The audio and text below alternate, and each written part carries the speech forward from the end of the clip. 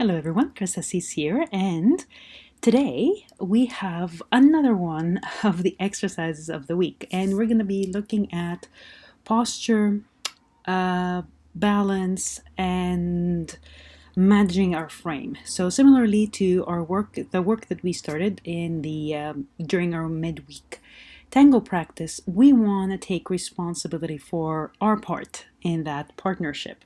So how we manage our weight and how we manage the power that we put into the embrace is something that we can practice on and possibly help in building a better connection with our partners. So, with no further ado, here we go.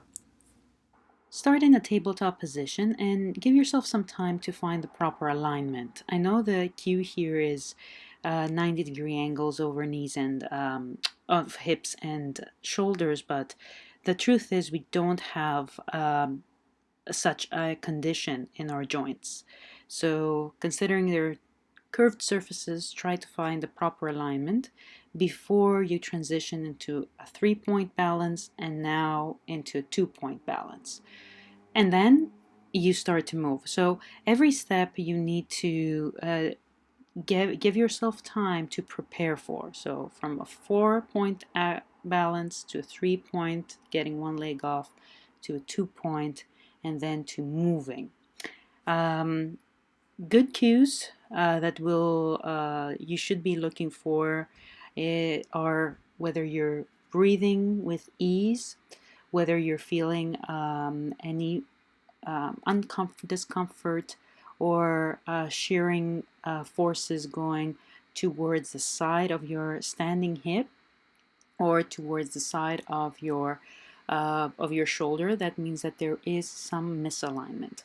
Then you should feel that your spine moves, and you can see how mine is curving and arching along with the movement. And you can also see that we don't have a square movement. So you can see, and you might need to go back and see how the torso slightly turns. And I would like to invite you to explore that instead of sticking with fitness cues that you've probably have heard of, and they're very useful as well. So then we transition into a plank. We're doing a similar exercise, only this time this is going to be more, it requires more work. So this has to do a lot with how you manage your own weight and how much power you put into the embrace. And that's what we're trying to notice here. So make sure that you take little breaks in between if you need to, and use these breaks to notice how the spine changes and how you transition from that child's pose to tabletop to tucking the toes under and pushing yourself up into a plank without though locking your knees or your elbows. That's another common element that sometimes happens. And try to find ways that you can move in this through this position.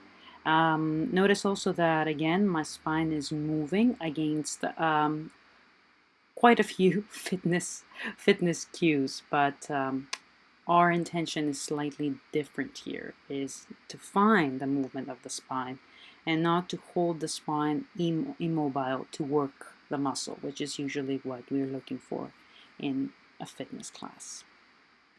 And all these things we're going to be using here in a standing position where we're going from a 2-point balance to a 1-point balance.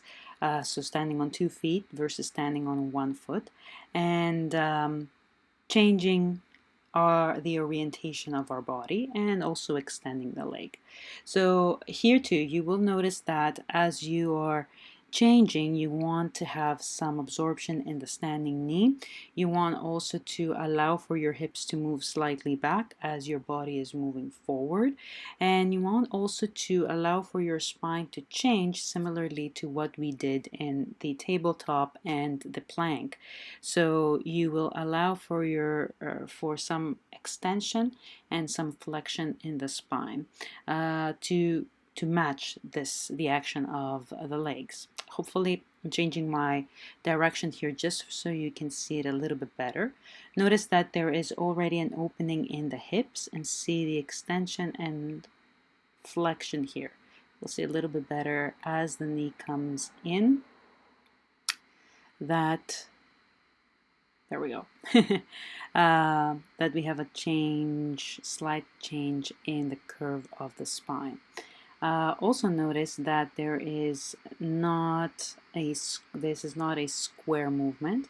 The free hip, it opens up towards you, towards the camera slightly, and that is matched with a counter rotation in the torso. So all of these nice stuff, explore them either on the floor or standing.